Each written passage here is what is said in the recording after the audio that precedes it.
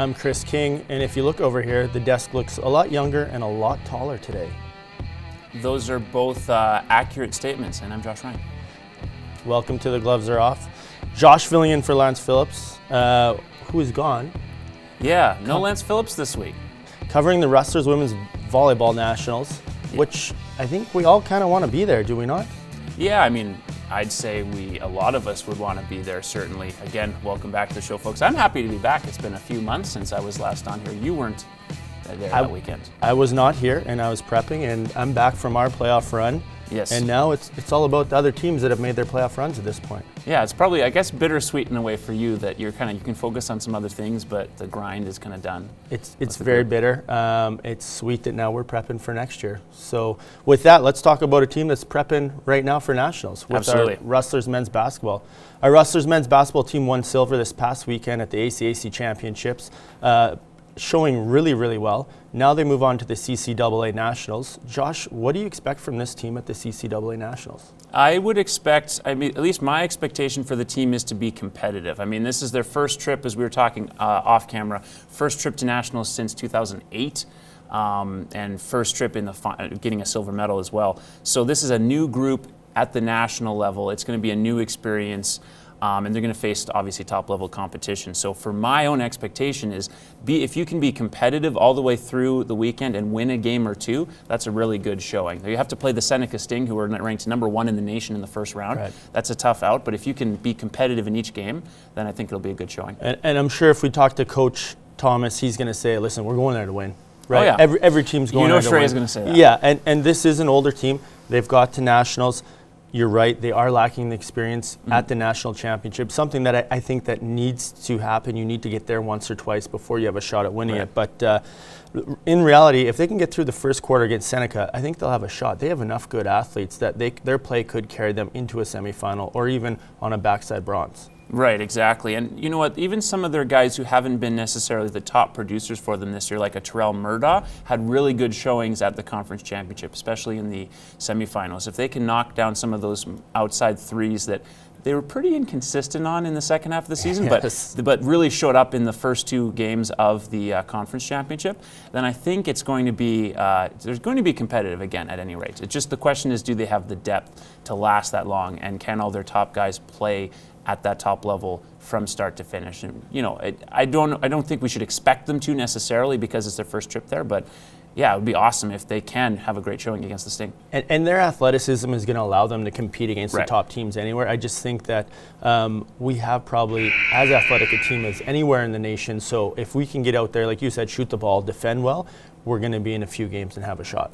Absolutely. Another team hoping to have a shot in the postseason is the Lloydminster Bobcats, finishing with 23 wins and finishing as the 6th seed going into the postseason, where they will play a familiar foe in Gord Thibodeau and the Whitecourt Wolverines. What would be considered a playoff success or a playoff failure for this group going into this matchup against the Wolverines? Well, I think right now, anytime you're in the playoffs, it's a success. So them being here is a success. If you could take this to 5 games, I think that would be absolutely huge. If you could win on the road on the first 2 games, then come back home and have a shot to split again, anything can happen in that one gamer.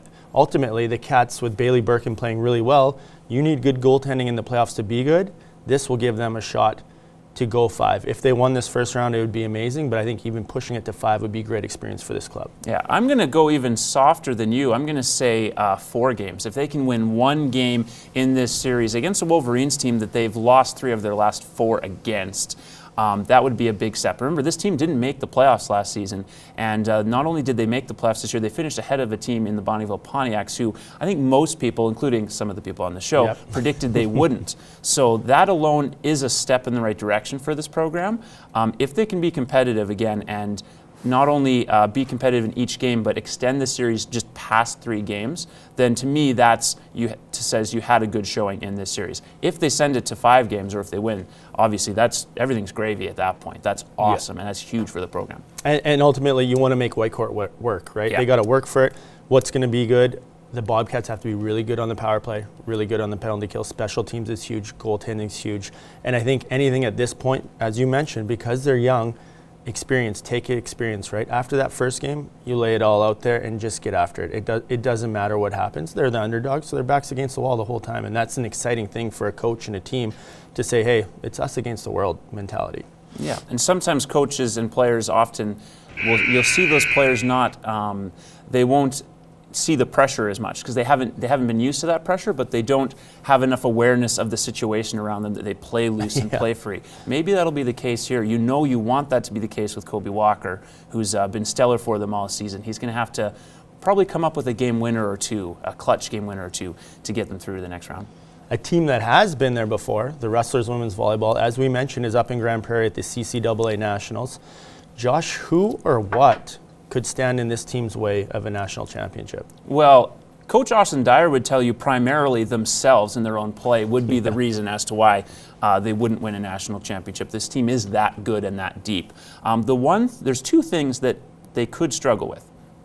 A large opposing block, and when I say large, not just a couple of large middle blockers, but all three front row blockers being imposing solid blockers. They had a little bit of trouble against the Red Deer Queens in the semifinals of the conference championship. That team served really well, which obviously is a worry for any volleyball team. You essentially need great serving to beat great teams.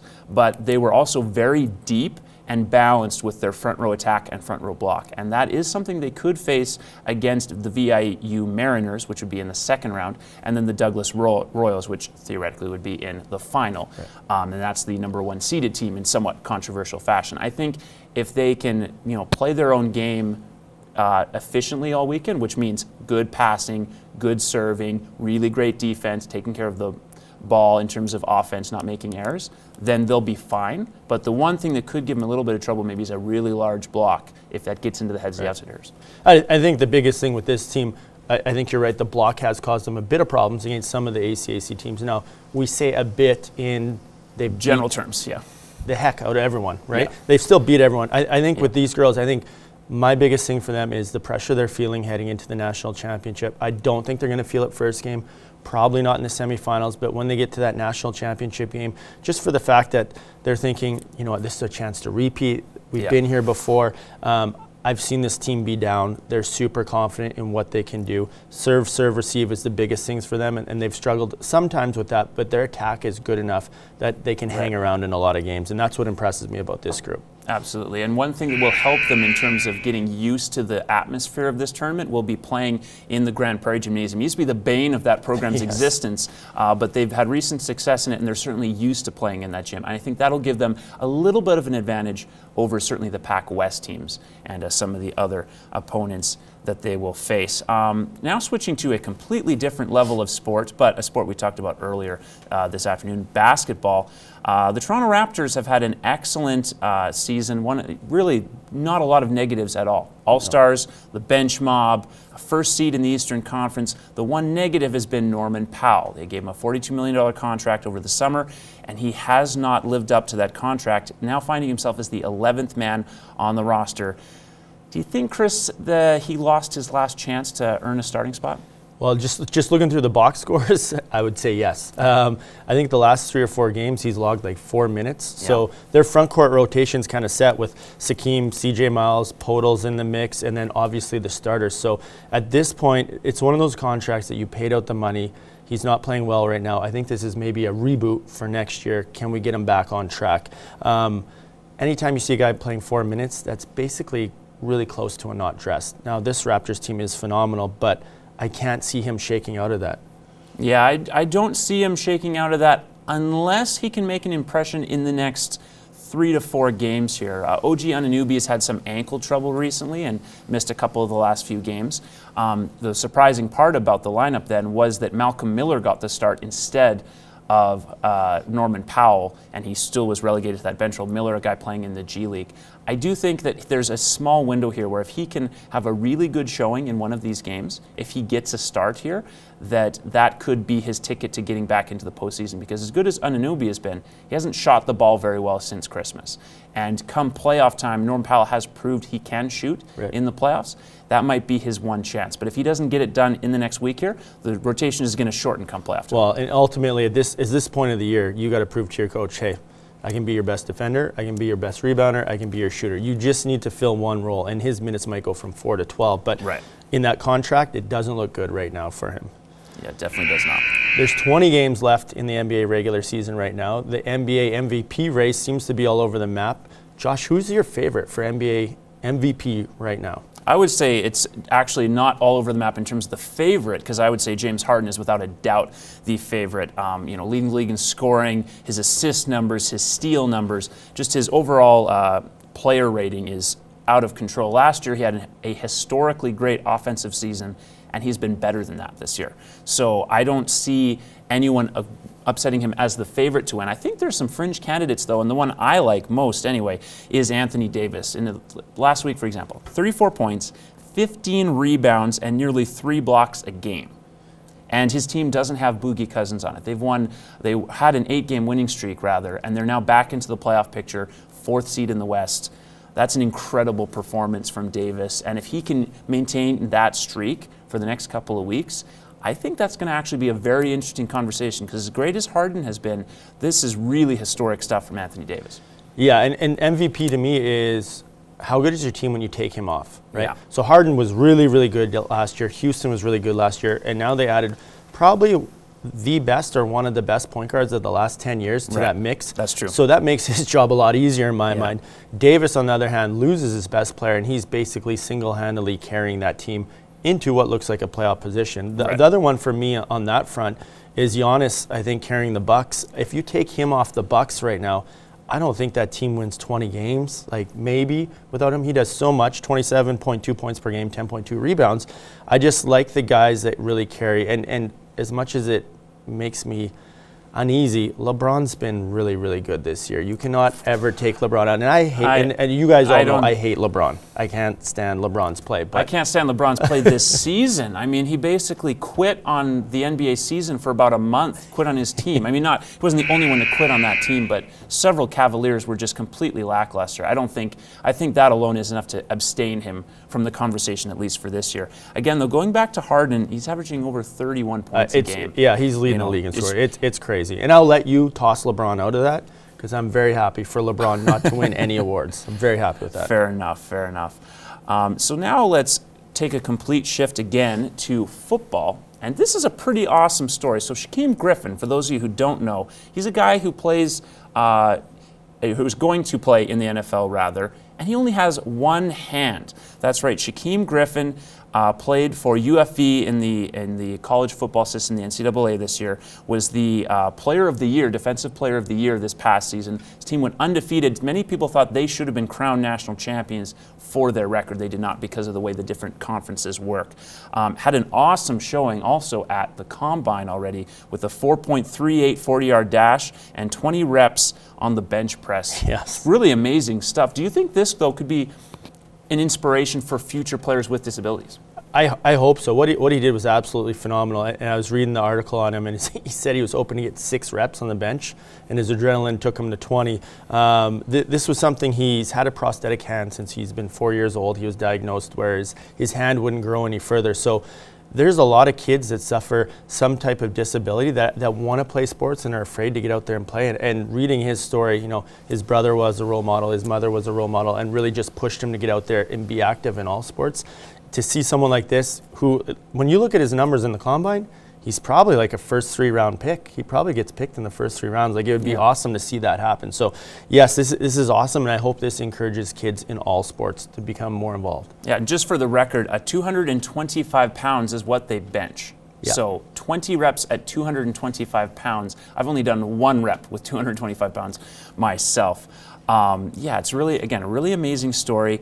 And the thing you have to remember, too, is that I don't think that specific injury will affect him as much as some people think it will. So I hope he has a lot of success in the NFL.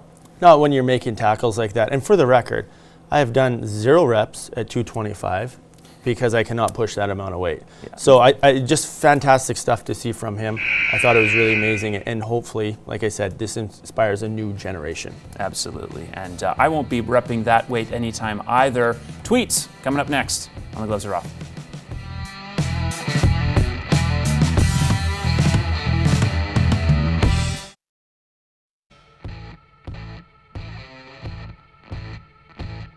We're back, and the gloves are still off. We're back, and Albert has new shades and is full of some new tweets. I mean, it's only March, but he's really getting into the festive spirit, I guess, of the summer. Yeah, this is the custom collection here, so a little upgrade for him. Absolutely. We'll see how it fares. Yeah, so before we dive into tweets, remember you can follow us both on Twitter. I'm at Josh Ryan Sports. At Kinger Chris. Yeah, you're a pretty good Twitter follow, I gotta say. You're one of the few good coaching Twitter followers in the ACAC. So let's get started with at Dwayne Wade. I think some of you know who that is. Miami Heat superstar, and really cool story actually how he's back in Miami this season. This is Joaquin Oliver, hope I'm pronouncing the first name correctly. He was one of the 17 young lives that were lost tragically at Douglas High School in Parkland. Joaquin was one of many who I heard was excited about my return to Miami, and yesterday, as he says this on February 26th, was buried in my jersey. This is why we will not just shut up and dribble. And that, of course, is a reference to the comments made on Fox News programming that athletes shouldn't voice their political opinions, which I think you and Lance covered extensively on the show already. Yeah, and we're both on the same page. Someone like Dwayne Wade, who's so well respected, and that community loves him. It's good to see him reaching out and expressing his point of view, be it political or not. I think it's awesome that he reached out on that. So absolutely, and also cool story of how he's had memorabilia on his shoes honoring the students as well that were killed, and he's played very well since then. He's been doing his job on the court for them. It's like he's 20 years younger right now. It's been unreal, his revitalization since he's been back. You know Miami Heat fans are happy about that. Yes, they are. We got Mike Oz at Mike Oz. The Giants have countered the Russell Wilson to the Yankees move by bringing Chris Berman to camp as a guest manager. I saw this tweet. Unbelievable. Berman doesn't really fit that uni well, I'll tell you that. No. But he doesn't fit in many uniforms well, that's true. In their defense, you're only going to have so much luck in that situation. That is true. Good move by them. I should Good do move. better housekeeping with these tweets. My bad. Yeah, you throw them wherever. They fall wherever. Let's keep it orderly here. So this is from at the Onion. This is not a typical sports tweet, but Brad Pitt. This is where the sports, I guess, comes in. Brad Pitt sidelined 6 to 8 weeks with red carpet toe. That, of course, is referring to just how freaking long the Oscars are. 4-hour show the other day, and that was preceded by a near 4-hour red carpet. That's crazy. I'm going to tell you right now, this is going to be a shocker. I did not watch any of it. But I did see my main man, Kobe, won an Oscar. Did he deserve that Oscar? Would he have won that Oscar if he was a Sacramento King? I'm not going to answer that. He has it. He deserved it, right? Isn't that how it works? Sure. We'll say sure to that. All right, next one coming up here. The Score. At The Score.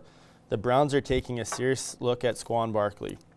Reports Barkley is in contention to be the first overall running back, taking #1 since 1995. I'm interested in this because the running back is such a premier position. If he is a game changer at the running back, you have to take him 1. If he's going to be another one of these guys that's injured and in and out of the lineup, you could probably get him at 15. Yeah.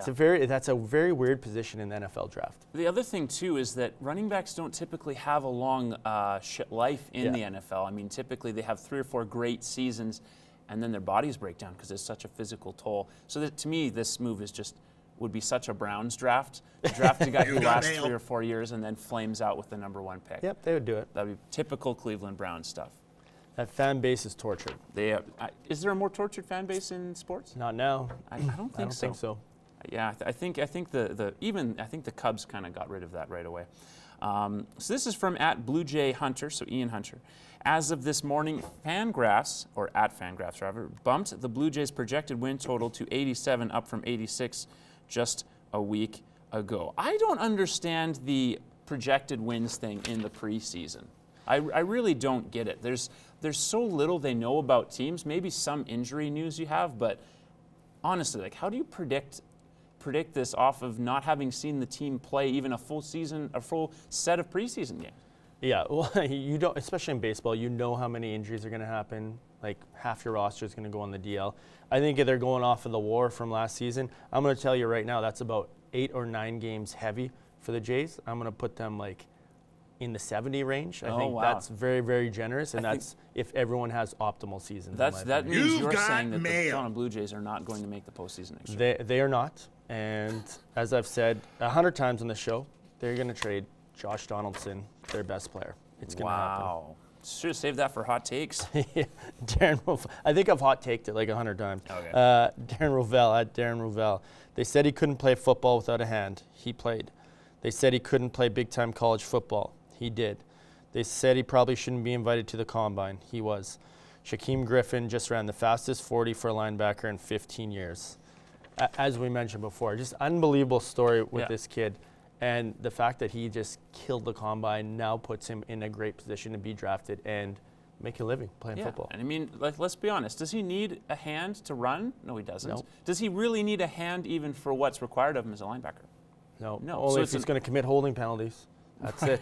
Instead, he's just tackling everyone. So, I mean, honestly, it's an optimal situation, and as we've kind of talked about already, I really hope he is successful once he's in the NFL, because that would make the story even cooler. There's can I mail! option the screenplay rights for this? Like, yeah, no there's some real money-making opportunity. It's in the that works. would also inspire people as well. So this is from Rick Swan. You might know him from the Bonnie Gold Pontiac. So at Swan1585. Leadership is taking the initiative to make sure young players understand the team structure. Goals, I think that's supposed to be goals, showing our AP stranger the right way. At hashtag servant leadership and hashtag Pontiac's hockey. That is supposed to be goals, pardon me. I think that's one of the reasons why Rick Swan is so respected. Obviously, the Pontiac's not having a great season, and that's something that's missed out of sports, is the leadership in guiding younger players. And that's important about veterans. You obviously know a lot about this as a coach. Yeah. And you know what? We talk about the Pontiacs a lot in the culture piece of that program, and it's stuff like that that sets your program apart from other programs, and especially older kids being able to mentor younger kids, being able to mentor the community is just fantastic, because ultimately sport is about teaching life lessons. I'm getting preachy here, but also passing that on how to be a better person. And it's very cool to see that. Yeah. I got the Bobcats hockey at Lloyd Bobcats. Bobcats lose 5-1. Walker with a goal, Scantlebury and Hills and Dagger. I might have butchered those names with the apples. And Proctor Ramirez with 41 saves. Now they play the best of 5 playoffs against the Whitecourt Wolverines. Game 1 and 2 Thursday, Friday. Game 3 Sunday in Lloyd. Game 4 Monday in Lloyd, and then back for Game 5. And as I said, there's will be a Game mail. 5. They're going to push that series to 5. Another bold prediction from Kinger, just not saving them for later in the show. I just have so many good bold predictions today. I just loaded up. So at NHL Public Relations, Taylor Hall of the New Jersey Devils is the eighth different player in the last 30 years since 1988 to record at least 1 point in 25-plus consecutive appearances. When you look at the list of names there, Mario Lemieux, Matt Sundin, Steve Yzerman, Patrick Kane, Wayne Gretzky, Brett Hull, Sidney Crosby, these are all Hall of Famers or future Hall of Famers. That's really impressive stuff, and it's another shot in the arm to the Edmonton Oilers fan base. Yeah. You've got mail. But he's had a good season. Yeah, I enjoy you there. He's a great hockey player. Yeah, he's a good hockey player on the ice, and he's done well. And the list that he's with is unbelievable. Those guys that he's named with. So good for him. Let's fire through the rest of these. I got JJ Watt at JJ Watt. Man, whoever faked my signature on that ball didn't even know how to spell my name. DM me an address, and I'll send you a proper signed ball to auction off. We can't have people doing charity like that.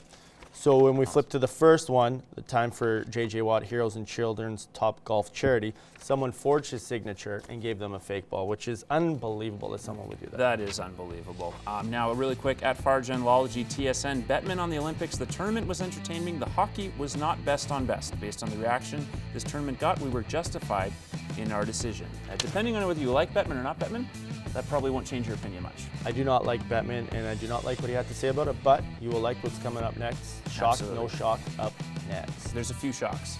A lot of shocks coming up.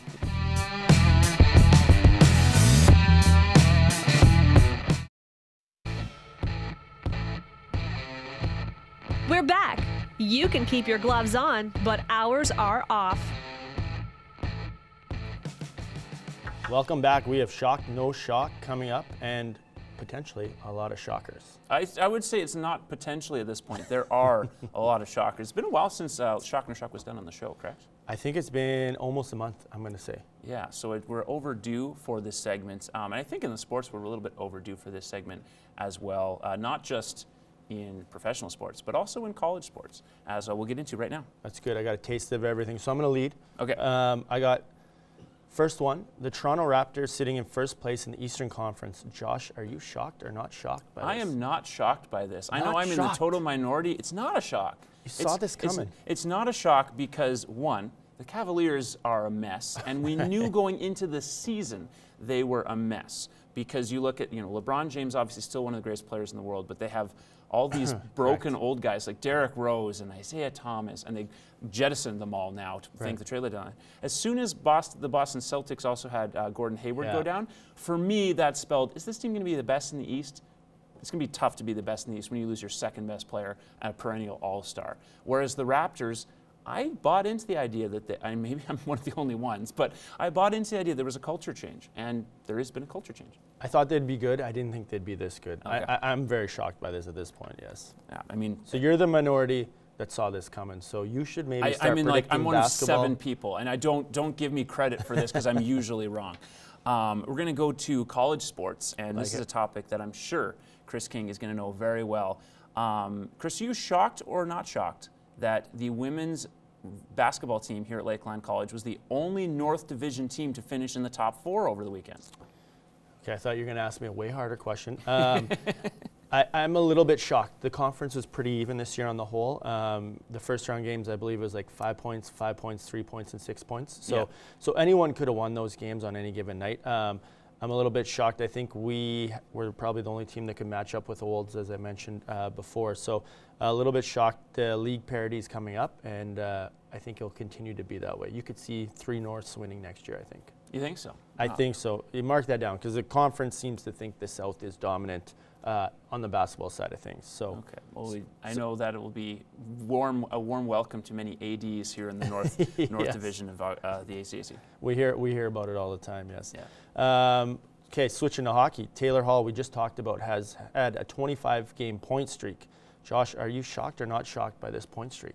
I am shocked. As good a player as Taylor Hall is, he's never been the steadiest producer as well. I mean, he produces points over the course of a season, yes, but to be this steady, this excellent. This isn't just a good player. This isn't just a talented player. This isn't even just an all-star. This is possible MVP candidate territory. Ugh. I don't think anyone really expected this from Taylor Hall. Certainly not the Edmonton Oilers because they got rid of him, and although that could have been for off-ice reasons as well. And the Devils are, really enjoying having him down there.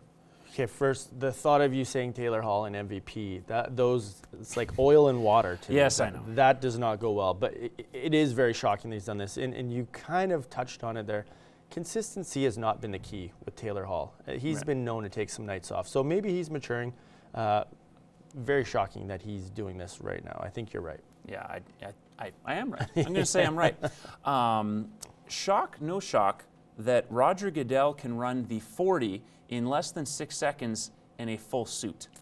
I am absolutely shocked by this. Is this news to you, or did you know this No, before? I saw this, and I was blown away by it. I knew that he worked out a lot. I knew he was in good shape. I did not think he could run like that.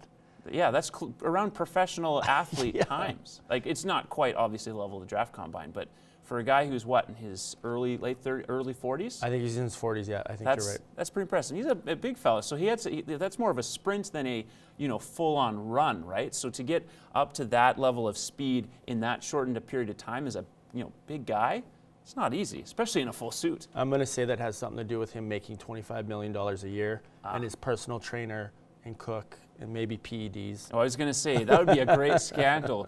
5 days after Roger Goodell shocks everyone with how fast he can run, he's being binged for performance-enhancing drugs. Yeah, I wouldn't be surprised after seeing him run. Oh, it's the NFL. I also wouldn't be surprised about that in general. We're going to touch back on the Rockets here.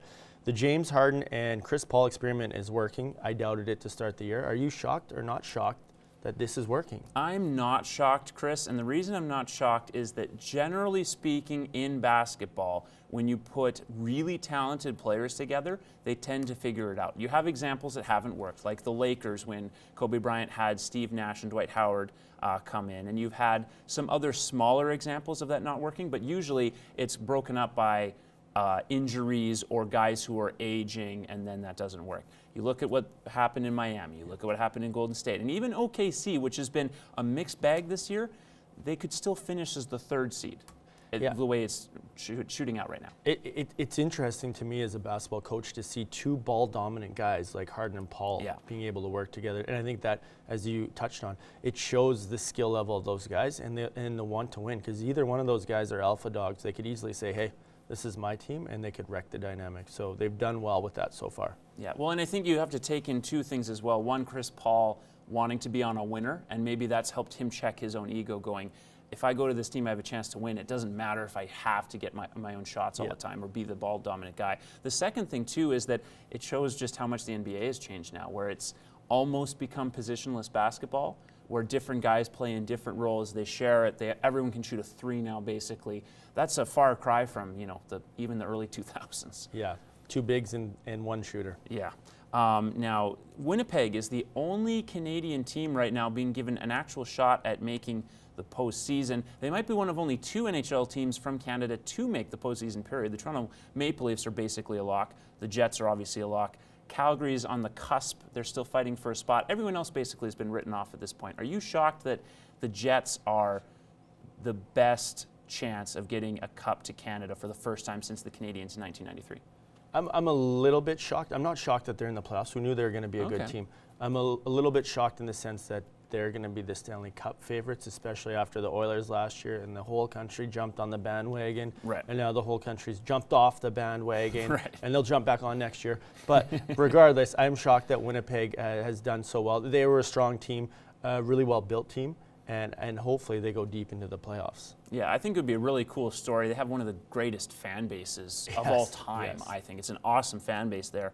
I'm shocked mainly because the way they started the season was such a poor effort. I mean, they, I think, lost 4-0 in their first game and then blew a 3 or 4 goal lead to Calgary on the second night. And I was on the show back then, and I remember making the prediction that this is the worst start they could have had for their fans. They turned it around immediately after that. Again, didn't expect to see that, but I'm shocked, but I'm glad to be shocked. It's a great story.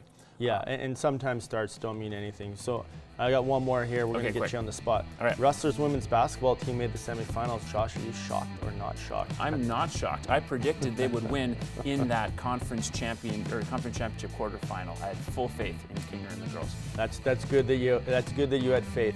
There's a few little people that believed in us. We're coming back with Over Under after the break.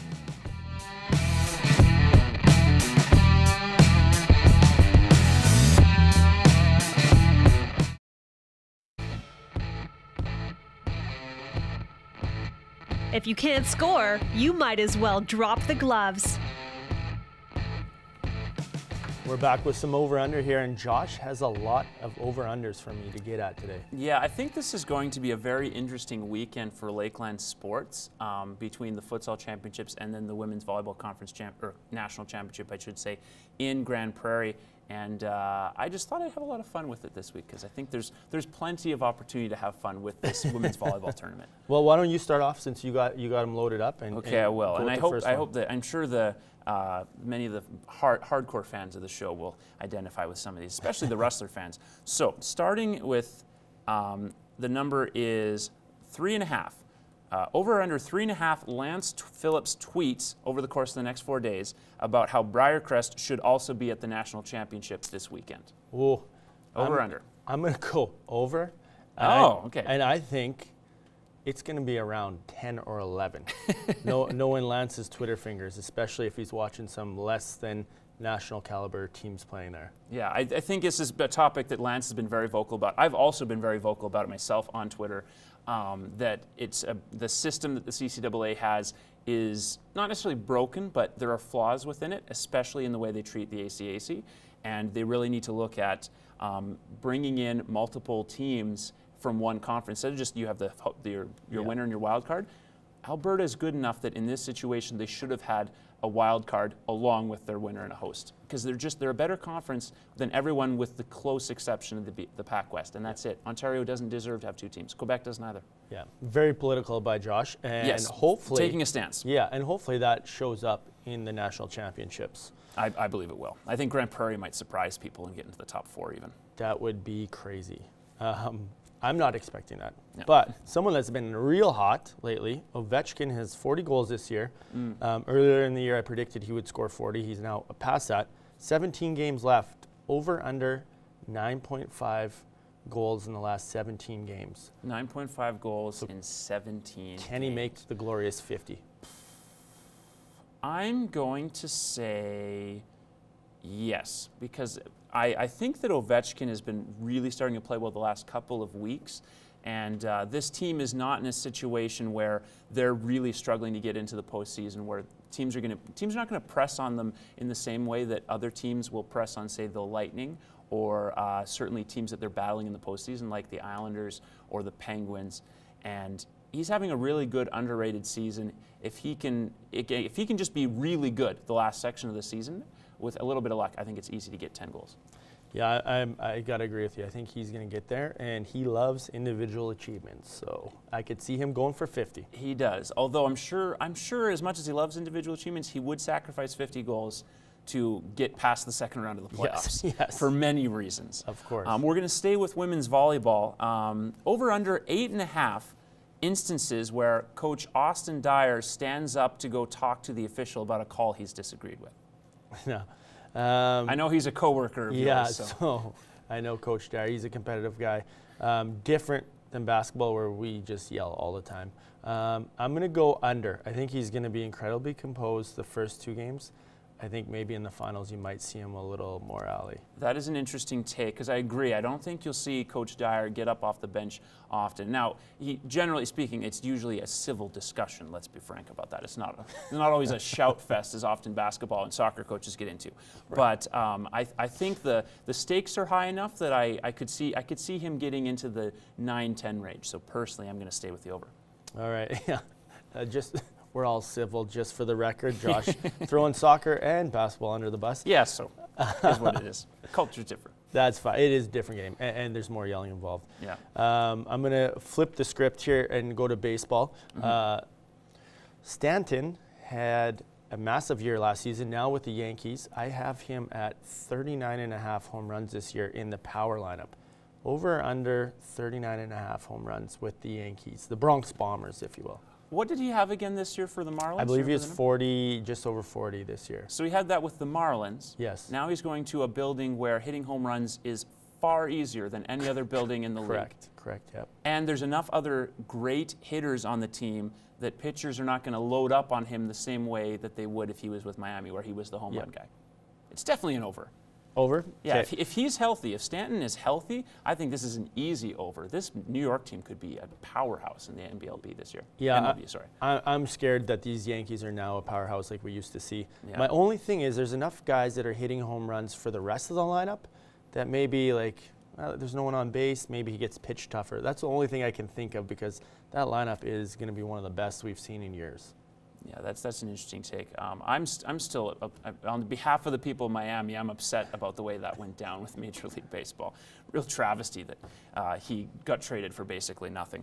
We're going to go back to basketball. One more talk about the Raptors here. Their career, the franchise record for wins is 56, which they got 2 years ago when they went to the conference finals, and they were the second seed in the NBA Eastern Conference. Now, 56.5 wins for the Toronto Raptors this season. There's a little under 20 games to play. I think they can do it. I think they're really hot right now. I'm going to say over. I think they can do it. This team's got some kind of chemistry going right now. You can feel it. You don't really know why. And, I like that. And you look at the way they've blown out bad teams. They've had close games against good teams. And they don't have that many tough teams on their schedule left. They got a couple of showdowns with the Rockets, the Warriors, the Cavs, and the Celtics. After that, there's a lot of Brooklyn, Atlanta, New York. The gimmies, the ones that you should win. And even the games against playoff fringe teams like the Pistons and the 76ers, some of those have been easy wins where they send the bench mob out for the entire fourth quarter. Yeah. So I think they can do it for sure. I got one more I'd like to touch on. Sticking with baseball, we're in spring training. We got to touch on baseball. Clayton Kershaw with the Dodgers, over or under 20.5 wins this season. He struggles with his health sometimes. Yes. I'm saying under. Under. Just on the health. Just because of health, not because he's not good. Yeah, his stuff's amazing. I think that team's got a lot better, but hopefully he'll get it. Yeah, and hopefully we'll have a great time doing both predictions.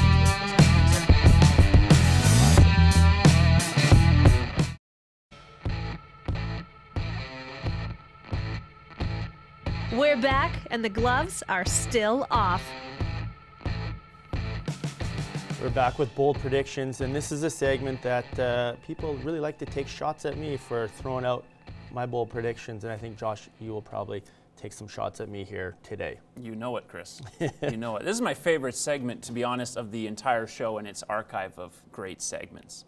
Archives of lots of misses by me as well. Yeah, but they're fun misses.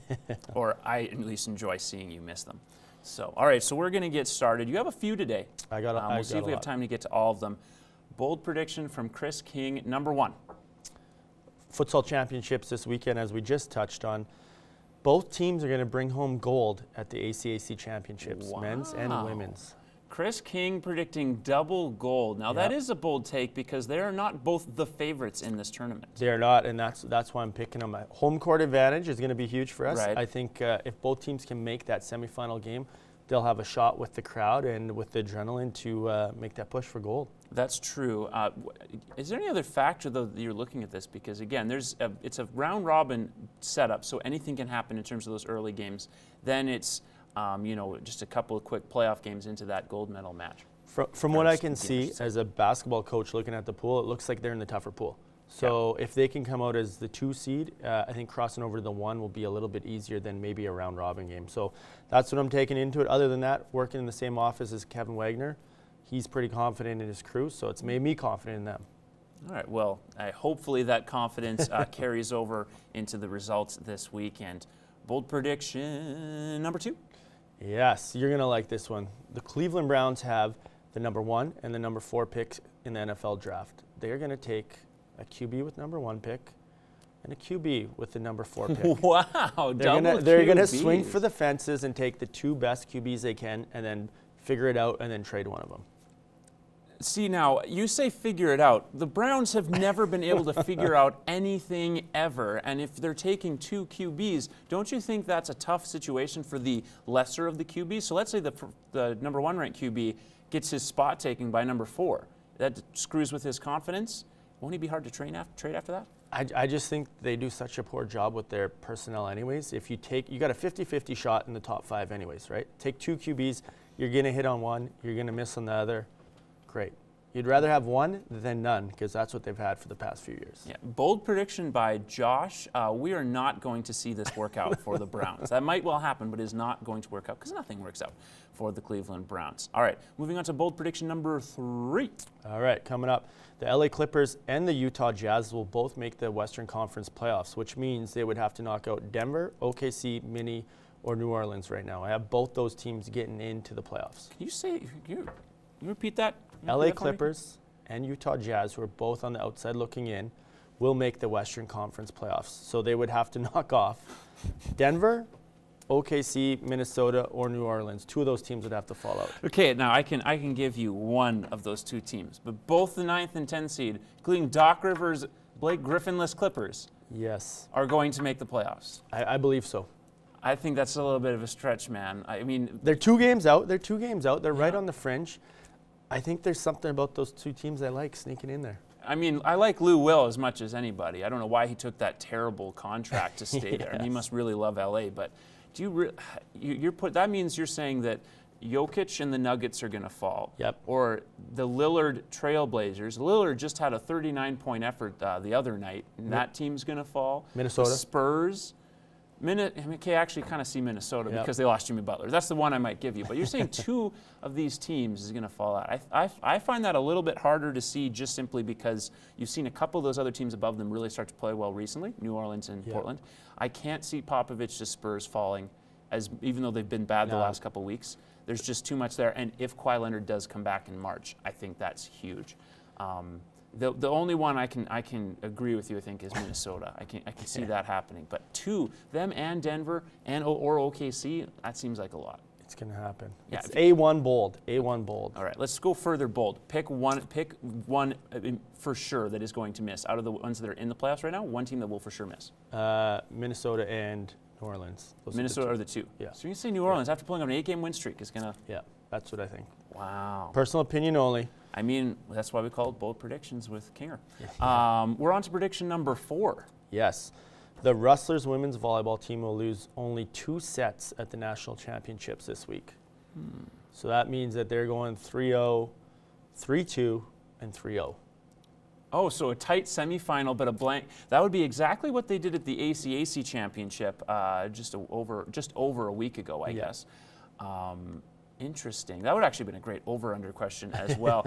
I can see this actually, because I think they are going to win 3-0 in the first round, and if they win in 4 both nights, it still matches up with your math as well. Yeah, that's true. I'm not totally convinced that'll happen. I think there's a chance that those two, the semi and finals, assuming they're in both matches, we're making the assumption that they are. Right. I think those will be tight matches, so I could see them losing 3 sets. But Chip. I don't think you're wrong that there'll probably be 2 sets for the weekend. I could see that going as well. We will find out on that one. That's true. We'll find out this weekend. All right, we are getting down to the wire here. Number 5 bold prediction from Chris King is? Yeah, Rustlers men's basketball will be bringing home a medal of some sort from the national championship. Wow, so you weren't kidding about your enthusiasm at the beginning. Like, I know Sheree Thomas loves the vote of confidence from. Can you see my Lakeland shirt underneath here? Because I'm wearing it right now. Yeah, now that would mean that either they win in the first round and position themselves well, or after losing, they make their way back, because you can have a play-in for the bronze medal. Now, you're not picking a specific color of medal. I'm not picking specific. If they ended up losing, the team is athletic enough. I could see them coming through the backdoor bronze, which is a really tough route for bronze, but I could see them doing it. I wouldn't be shocked if our guys played well, could knock off the first quarterfinal game. Right. Okay. And let's do this really, really quick. One last bold prediction from Kinger is. Yeah, really quick. Philadelphia Flyers will win the Metro Division, finishing ahead of Pittsburgh and Washington. Wow. Yeah, that might be the most bold one I've ever made, and I know a couple of viewers are going to be really excited about that. I don't agree, but I love that you made that prediction. Yeah. That's awesome. One other thing we should talk about, the Yes. futsal championships this weekend at Lakeland, going Friday, Saturday, Sunday. Which, again, you previewed a pair of gold medals, which should be exciting to see. I said it's going to happen, obviously. So Yes. Kevin Wagner's teams are ready to go. We look for them to be in the finals. And Josh, thanks for being on the show today. Filled in great. Yeah, it was fun. I was glad to be back. Yeah, it's different looking at someone taller and maybe more handsome than Lance Phillips. Who knows? I mean, you keep saying this. Do we have to talk about something else after the show? I'm just pumping his ego. We'll see you guys all next week. Thanks for watching. Take care. Enjoy the coverage.